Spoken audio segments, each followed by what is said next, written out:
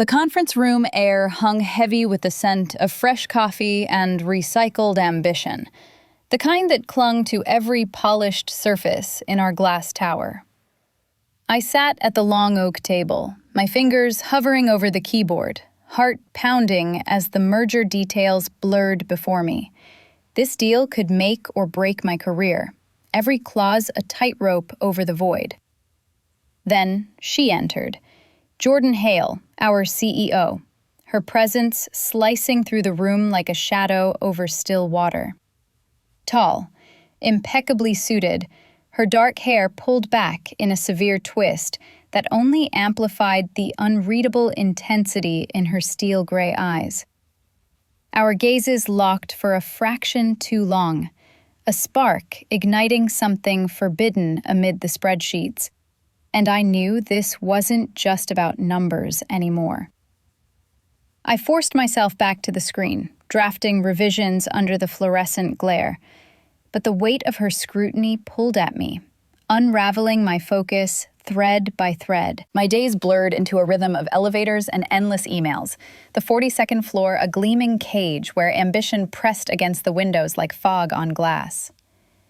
As a junior executive in the strategy division, I navigated the corridors with a notebook clutched like a shield, my heels clicking against marble that echoed my quiet determination. The tower's architecture, endless panes reflecting the city's sprawl below, mirrored the isolation up here. We were all climbing, but only a few reached the summit without slipping. I'd poured years into this firm, sacrificing weekends and sleep for glimpses of approval. My past a shadow of a small-town escape where dreams felt larger than the horizon. Now, every report I filed was a step toward proving I belonged, away from the doubts that still whispered in the quiet hours. Jordan Hale commanded the executive suite like a force of nature contained in tailored wool. Her office, a sanctuary of sleek lines and muted grays that spoke of control without excess. I'd seen her from afar during all-hands meetings. Her low voice, a rich contralto that resonated through the boardroom, dissecting market trends with surgical precision, leaving no room for error. She was the firm's anchor, having steered us through economic storms with a composure that bordered on mythic. Whispers in the break room painted her as untouchable, a woman whose personal life was as sealed as the vaulted ceilings above. Yet there was something in the way her fingers drummed lightly on her desk during pauses, a subtle fracture in the facade, hinting at depths I dared not explore. The merger briefing that afternoon was my first real brush with her orbit. The team gathered in the boardroom, projections flickering on the wall like ghosts of potential futures, the air thick with the hum of laptops and suppressed nerves. I presented my analysis on integration risks, my voice steady despite the knot in my stomach, words flowing from months of late nights. Jordan sat at the head, her posture impeccable. But as I spoke, her gaze settled on me. Not the predatory scan I'd feared, but something lingering, appraising the space between my facts and the unspoken undercurrents. It lasted only seconds, yet it lodged in me like a hook. Her eyes, sharp and searching, seemed to peel back the layers of my professional armor, exposing the vulnerability I buried under data points. I faltered once, a brief hesitation on synergies, and she nodded, her lips curving in the faintest acknowledgement that sent a warmth uncoiling low in my chest. Dangerous, unbidden. In the hours that followed, as the team dispersed, my mind replayed that moment endlessly. The power imbalance was a chasm. She had the keys to promotions, the subtle nods that could elevate or eclipse a career, while I was just another cog in her well-oiled machine. Yet beneath the corporate polish, the crisp collars and measured smiles, something stirred in me, a recognition of shared solitude amid the frenzy. I'd built walls after my last relationship crumbled under work's relentless grind, a partner who couldn't compete with deadlines, leaving me guarded against such pulls. With Jordan, it felt amplified, her authority a magnet drawing out my own hidden longings. making every interaction a tightrope walk between deference and desire. The office's sterility only heightened it. The scent of toner and leather-bound agendas masked the human pulse beneath, but in her presence, it thrummed alive. By evening, the assignment came via email, her signature crisp at the bottom. Revisions needed on the merger docs, to be finalized tonight in her suite. My pulse quickened as I gathered my files, the executive floor emptying into twilight shadows beyond the glass. Her door was ajar when I arrived, the soft glow of her desk lamp spilling out like an invitation laced with risk. "Alex," she said, not looking up at first, her voice that low timbre wrapping around my name. "Come in. We have work to do." I stepped inside, the door clicking shut behind me, sealing us in the quiet expanse of her domain. Bookshelves lined with leather spines, a single orchid blooming defiantly on the windowsill.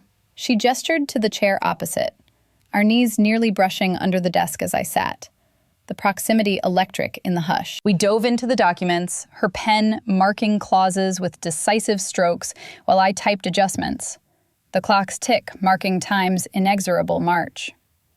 Hours slipped by, the city lights twinkling like distant stars below, fatigue etching lines around her eyes that softened her severity. Conversation stayed professional at first, projections, liabilities, but as the night deepened, her questions veered slightly personal. A probe about my path to the firm, her gaze steady over the rim of her coffee mug. I answered carefully, sharing fragments of my drive, the ache of proving myself in a world that favored the bold. The air between us thickened, charged with the unsaid, her fingers occasionally grazing mine over a shared page, sending jolts I masked with focus. Vulnerability surfaced in the silences, her composed mask slipping just enough to reveal a flicker of isolation mirroring my own. As the clock ticked past midnight, the formalities began to fray. She leaned back, rubbing her temples, and murmured, "This merger, it's more than numbers, isn't it? It's about trust." Her words hung there, a bridge extending across the divide, pulling me toward uncharted territory where professional lines blurred into something profoundly human. The office transformed after hours, its cage-like sanctuary closing in with a fluorescent hum that mirrored the turmoil churning inside me. Vast windows framed the city's indifferent sprawl, a glittering cage where dreams ascended or plummeted in equal measure. Up here on the 42nd floor, the air carried a perpetual chill, laced with the faint ozone of overworked printers and the sterile bite of air conditioning. Every surface, chrome accents on desks, the seamless join of glass walls, designed to contain ambition without letting it breathe. It was a place that amplified isolation, turning colleagues into silhouettes against the skyline, their footsteps fading into echoes that left you alone with your reflections, distorted and endlessly scrutinizing. My guarded heart stemmed from a betrayal that still lingered like an untreated wound. A previous role in a smaller firm where I'd trusted a senior partner with more than just project leads. She'd promised mentorship, but it unraveled into favoritism exposed by office gossip, leaving me demoted and doubting every connection I dared to forge.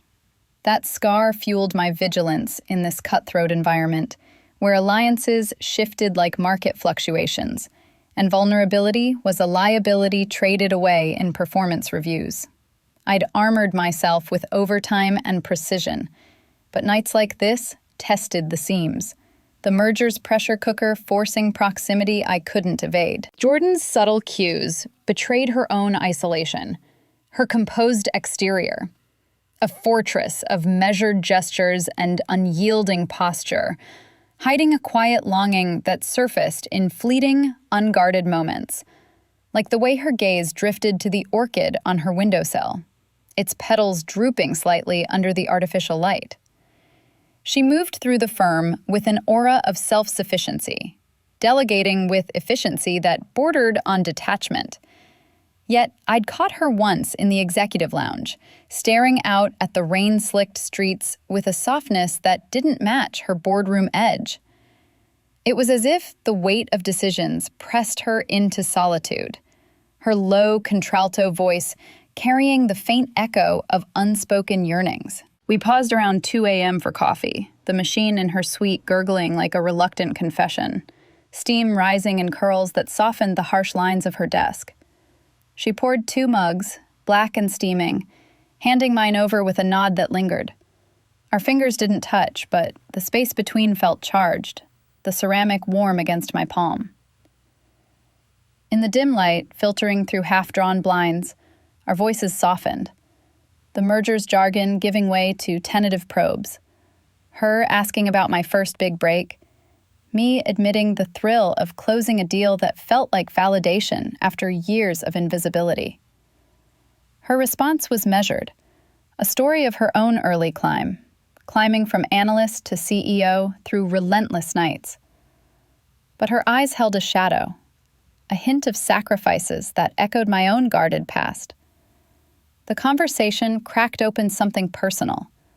Her laugh, a rare husky sound, breaking the silence like light through frost. As we returned to the documents, the charged space between our desks grew palpable, the rustle of pages underscoring the near brushes of our hands over files, each accidental proximity sending a shiver through the air already thick with fatigue and unspoken tension.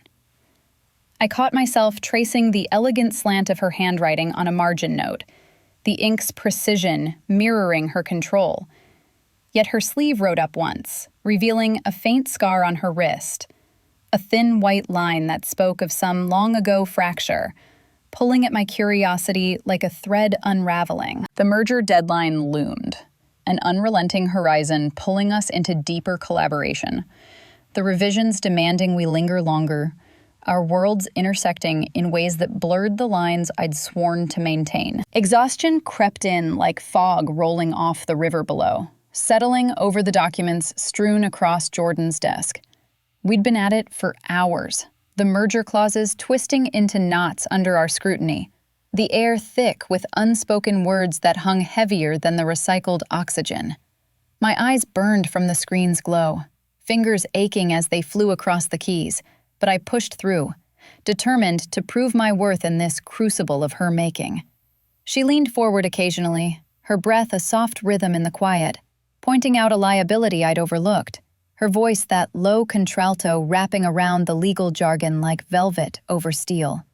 I nodded, forcing my responses into crisp professionalism. Yes, revisions noted. No, that projection holds. While inside, I dissected her every micro-expression. The subtle tightening of her jaw when a figure didn't align. The fleeting softening around her eyes when our ideas converged. Each tell a map to the woman beneath the executive armor. The power outage hit without warning. A sudden blackout plunging the suite into darkness. The hum of the city beyond the windows, the only sound left. Emergency lights flickered on dimly in the hall, but here, in her inner sanctum, we were cast into shadow. The laptop screen's blue haze our sole illumination until she rummaged in a drawer for candles. She lit them, one by one, flames dancing in glass holders that cast wavering gold across the leather-bound volumes and the pale curve of her neck as she bent to her task. The air warmed subtly, shadows amplifying the intimacy, turning the vast office into a cocoon where outlines blurred and proximity felt inevitable. We shifted to paper drafts by candlelight, the scratch of pens replacing keystrokes. Her handwriting, elegant loops that I traced with my gaze when she wasn't looking, the flicker making her features play tricks, stern lines melting into something almost tender. In that suspended glow, her questions turned hesitant, probing beyond the merger's edges. She set down her pen, the candlelight etching hollows under her cheekbones, and asked about the drive that kept me climbing these floors so late, her tone laced with a curiosity that cracked her reserve. What pulls you through nights like this, Alex? Not just ambition, something deeper. The words landed soft, vulnerability peeking through like light through a fault line, her fingers toying with the edge of a page as if anchoring herself. I hesitated, the flame's warmth mirroring the heat rising in my chest. But her gaze held steady, unjudging, inviting a reciprocity I'd long withheld. I shared a fragment then, the wound from that old betrayal surfacing in measured words.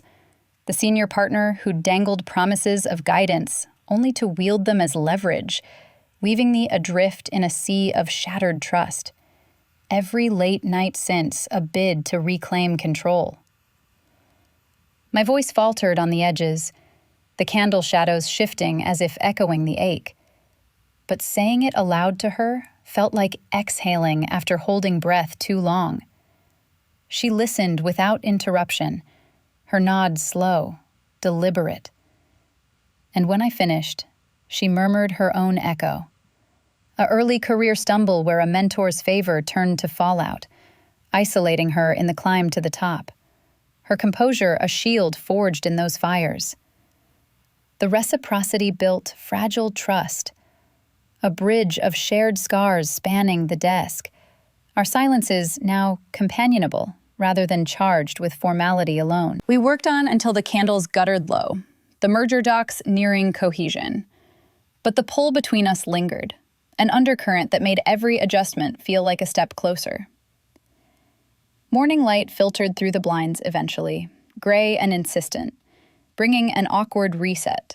Straightened ties, cleared throats, the professional veil descending as we parted with nods and schedules. But the intensity only deepened.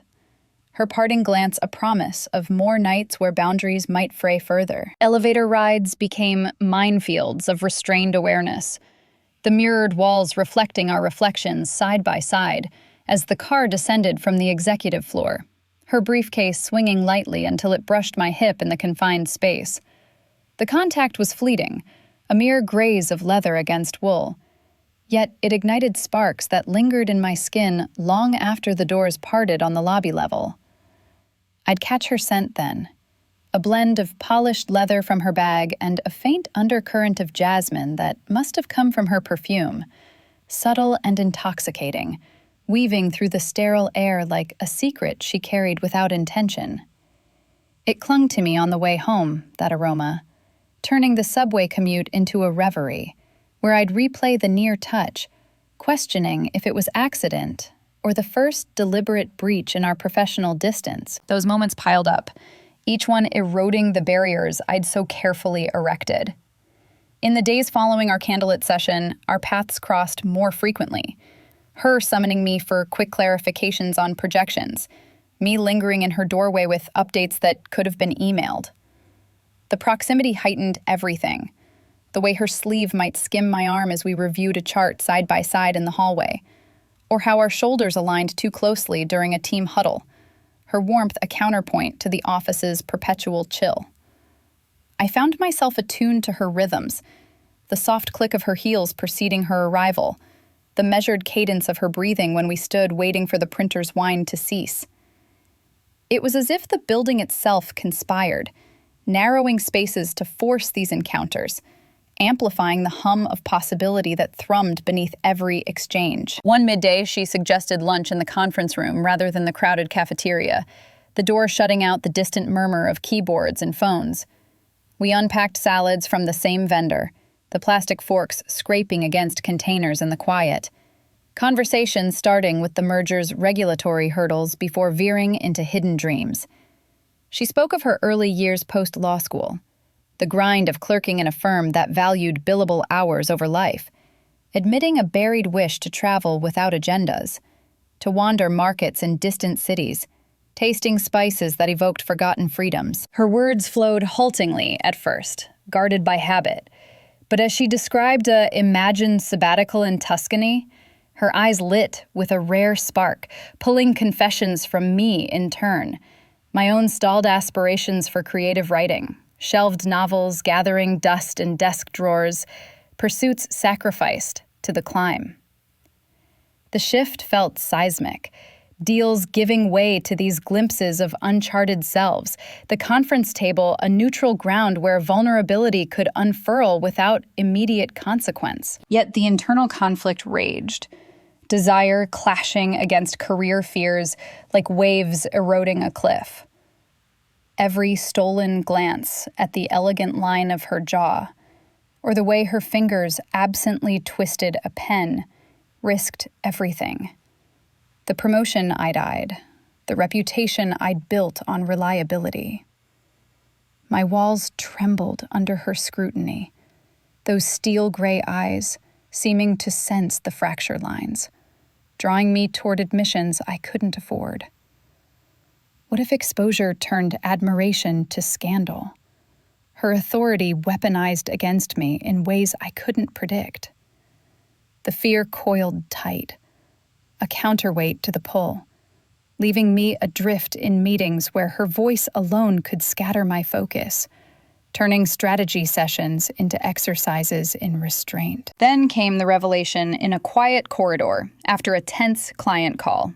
She laughed, a rare husky sound that broke her formidable mask like sunlight-piercing cloud, sparked by my wry comment on a competitor's blunder, the mirth transforming her features, softening the severe twist of her hair and crinkling the corners of her eyes. It was unguarded, human, a flaw that endeared rather than diminished, etching her deeper into my thoughts as someone reachable, not just revered. The crisis in merger talks erupted that afternoon, a snag in negotiations demanding another all-nighter, boundaries blurring further as we scheduled to reconvene in her suite, the deadline a tether, drawing us inexorably closer. Whispers in the break room had always swirled around Jordan like smoke from a distant fire. Fragments of office lore pieced together from sidelong glances and hushed tones during coffee runs. I'd overheard them one morning, clustered near the espresso machine with a cluster of mid-level managers, their voices dropping as they dissected her rise. A brilliant merger a decade ago that catapulted her to the top, but shadowed by a personal unraveling. A partner lost to illness, the kind of quiet devastation that hardened her reserve into something impenetrable. It shaped her, they said, turning empathy into efficiency. Every decision laced with the caution of someone who'd grieved in silence, while the world demanded forward motion. The details blurred in retelling, but the core lingered. A woman who'd buried her ache under layers of boardroom armor. Her isolation not born of arrogance, but necessity. A scar that explained the faint hesitation in her directives. The way she sometimes paused before delegating trust. That evening's all-nighter pulled us back into her suite as thunder rumbled in the distance. The snag in negotiations, a regulatory hurdle from overseas, demanding we dissect contracts line by line under the gathering storm. Rain began to patter against the windows, hesitant at first, like confessions testing the air, building to a steady drum that isolated us from the emptying floors below. The city lights smeared into halos beyond the glass, the office's vast expanse contracting around our shared table, spreadsheets glowing faintly in the lamplight. We worked in tandem, her annotations precise beside my revisions, the rhythm broken only by the occasional roll of thunder that vibrated through the panes, mirroring the undercurrents stirring within. As the storm intensified, sheets of water sluicing down the windows like veiled secrets, Jordan's voice dropped to a confessional timbre, her contralto weaving through the downpour's cadence. She set aside a clause on asset transfers, her fingers stilling on the page, and murmured fragments of her history.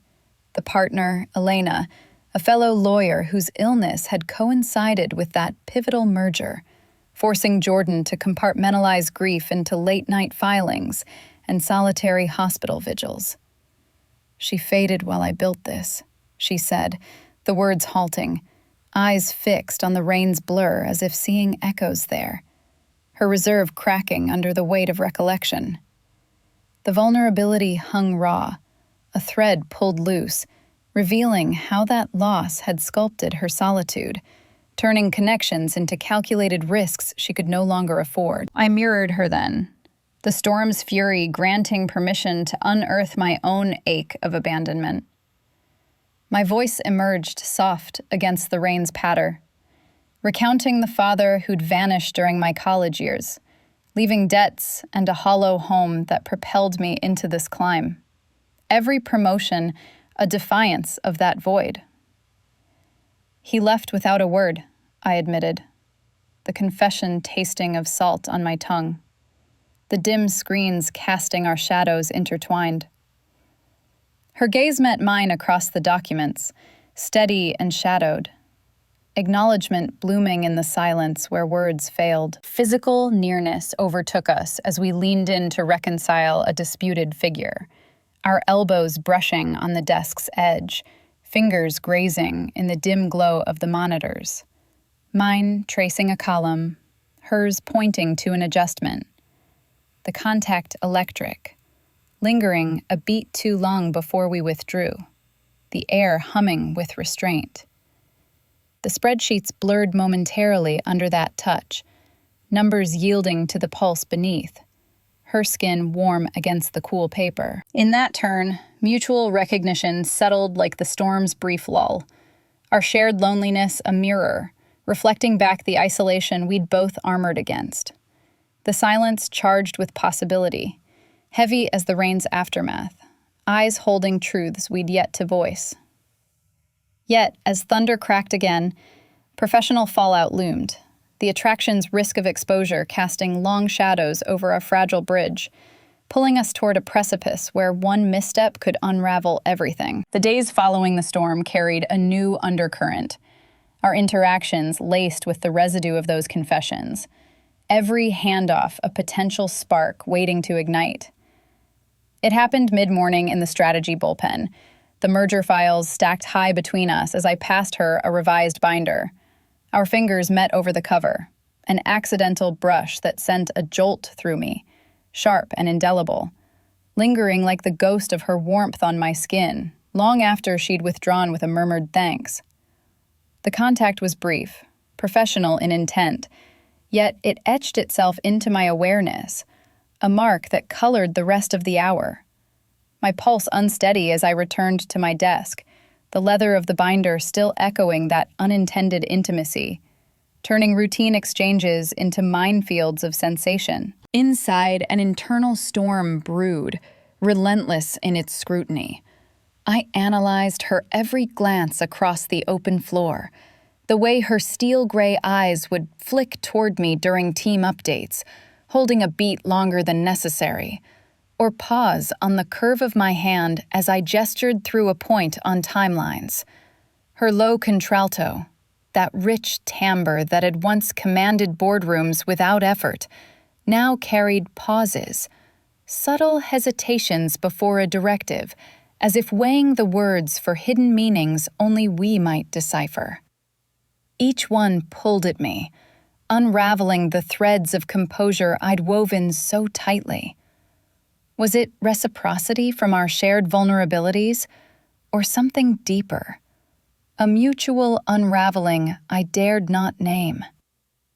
The office's hum faded under this fixation, colleagues blurring into background noise while her presence sharpened everything. Her silhouette against the skyline, a constant distraction that threatened to expose the ache building within. She initiated the walk that afternoon, unscripted and sudden, catching me at the elevator bank as the floor emptied for lunch. "Join me," she said, her voice a quiet command laced with invitation, leading us through the empty halls where our footsteps echoed like confessions in the vast quiet.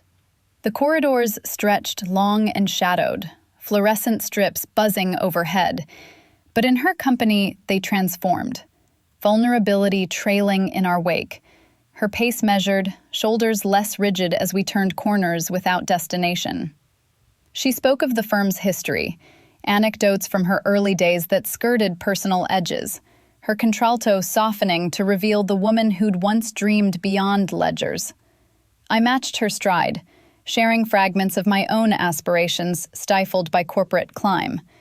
the air between us humming with the unvoiced pull, footsteps sinking in a rhythm that felt like surrender. But complications arose swiftly, a colleague's suspicion slicing through the haze like a cold draft.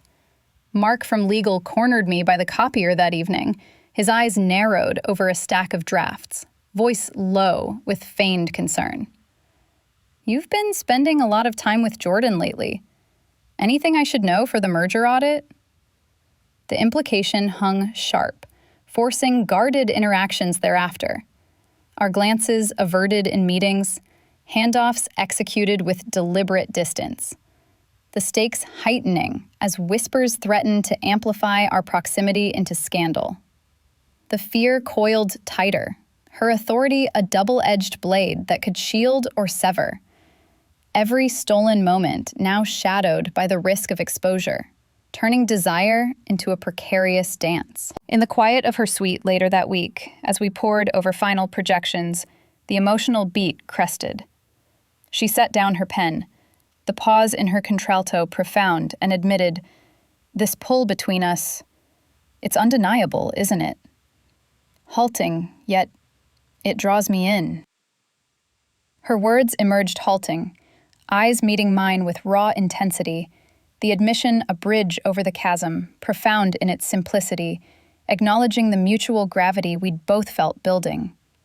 I nodded, voice caught, the air charged with the weight of it, vulnerability laid bare amid the documents. The merger climax approached relentlessly, forcing a confrontation of feelings that could no longer be contained.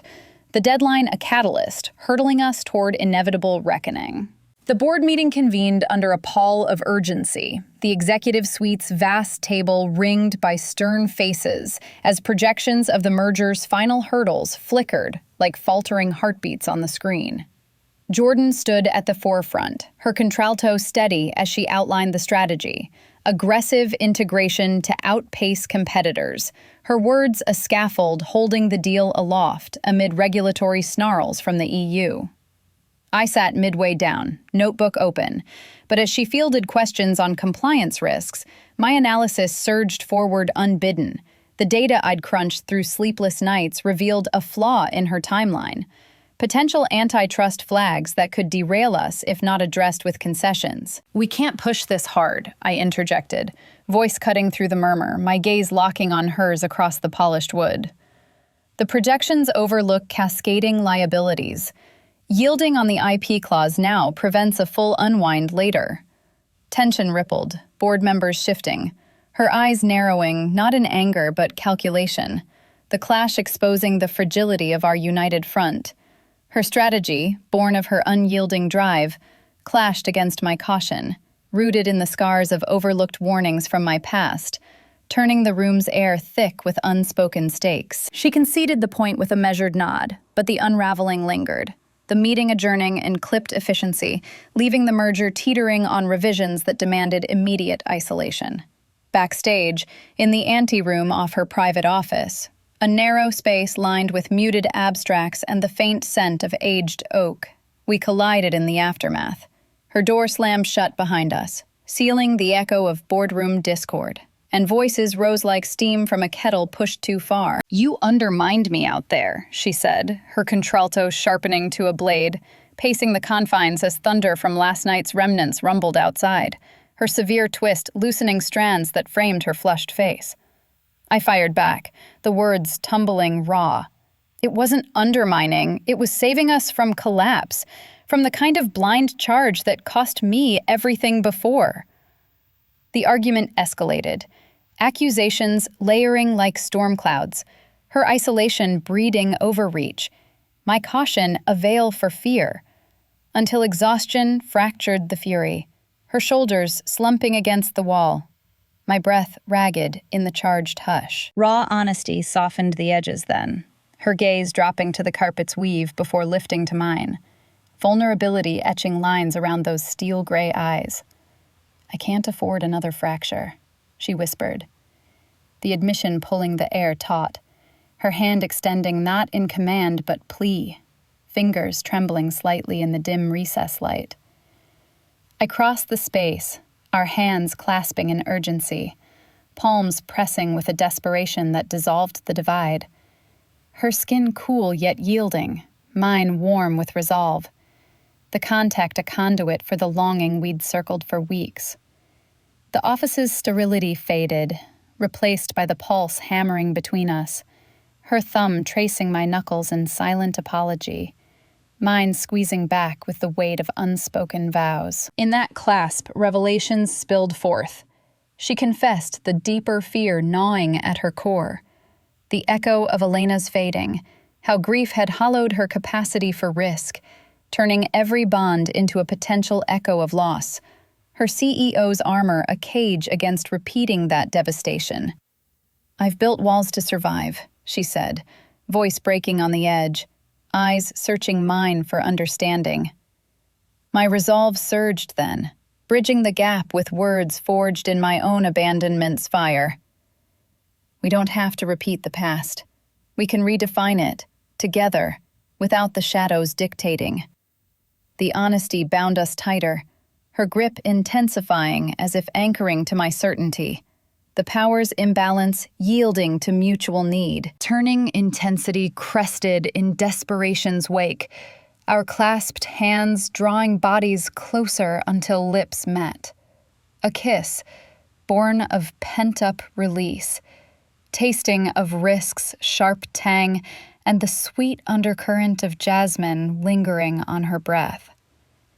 It started tentative, a brush that ignited like flint on steel, deepening into hunger as her free hand cupped my jaw, guiding with a gentleness that belied her authority. My fingers threaded into the loosened strands of her hair, the world narrowing to the warmth of her mouth, the faint salt of restrained tears, urgency unraveling us in waves that left breath shared and boundaries shattered. The aftermath rippled outward as we parted, foreheads touching in the quiet, choices crystallizing amid the merger's final negotiations. The board reconvened with amended terms, our synergy now laced with this new undercurrent.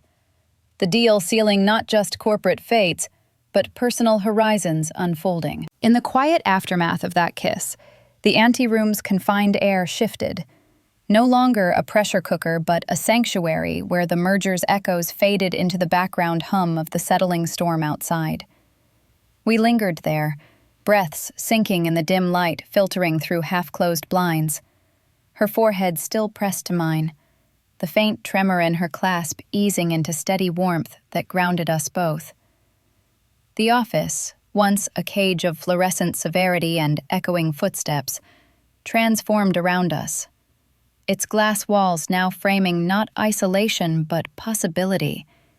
The city's sprawl below a canvas for horizons we'd only begun to sketch together. I pulled back slightly, searching her steel-gray eyes, now softened with a vulnerability that mirrored the rain-slicked streets, and whispered, "We made it through the board. Now we make it through this." My thumb tracing the line of her jaw, a gesture small yet indelible, sealing the shift from desperation to deliberate choice. Navigating the new equilibrium unfolded in stolen fragments over the following days, our interactions laced with subtle affirmations that wove through the merger's final throes, like threads strengthening a frayed seam. In boardroom sessions, her nods toward my inputs carried a private weight, a tilt of her head that acknowledged not just strategy, but the synergy we'd forged in shadows. I'd catch her gaze across the table, holding it a beat longer amid discussions of asset valuations, the silent promise in those eyes a balm against the lingering fear of exposure. Late afternoons found us lingering in her suite under the guise of tie-ups, doors ajar to maintain decorum, yet the space between us hummed with ease, her handing me a revised clause with fingers that brushed deliberately now, not accidental but affirming, sending ripples of certainty through the ache that had once defined our distance. Colleagues noticed the harmony in our presentations, the seamless pivot from my risk analysis to her overarching vision, but they attributed it to professional alchemy. blind to the deeper current binding us, the quiet rebellion against the walls we'd both inherited. Jordan's unguarded smile emerged as the true signal of change, first surfacing during a routine walkthrough of the integration plan, her contralto lightening as she quipped about a competitor's misstep, the curve of her lips transforming her features from formidable to approachable, crinkling the corners of her eyes in a way that invited me into her world without reservation. It was a yielding of the power dynamic, her authority no longer a barrier but a shared foundation. Equality blooming in these moments where her laughter, husky and rare, echoed softly against the bookshelves, pulling me closer without a word. I'd respond in kind, my own guarded edges softening, sharing a wry observation on the endless emails that once isolated me. Her nod profound, a mutual recognition that we'd traversed the chasm together, emerging not unscathed, but whole. The merger wrapped in a cascade of successes, intertwined with our personal victory. The final signatures inked during a dawn executive call, where projections aligned flawlessly. The regulatory hurdles cleared through concessions we'd debated in candlelight and storm. As the team cheered virtually, Jordan's private message pinged my screen. A simple, "We did this." But in her suite later, amid stacks of ratified documents, the words carried layers, her hand finding mine under the desk, squeezing with the weight of wounds beginning to heal. The office's sterility receded further, replaced by the subtle sanctuary of our proximity, her jasmine scent mingling with the leather of briefcases, every breath a step toward mending the fractures of loss and abandonment that had defined us. Our final intimate exchange came that evening, the tower emptying into twilight as we stood by the windowsill orchid, its petals revived under her care. She turned to me, voice dropping to that confessional timbre. This, us, it's the risk worth taking. Her fingers intertwining with mine, eyes holding futures hinted in shared glances, the city's lights igniting below, like stars we'd claimed together. The power once dividing us, now a bridge to uncharted peace. Our hands intertwined over the signed documents, peace settling in the charged air like dawn after endless night. If this slow burn resonated, subscribe for more tales of forbidden desires in unexpected places.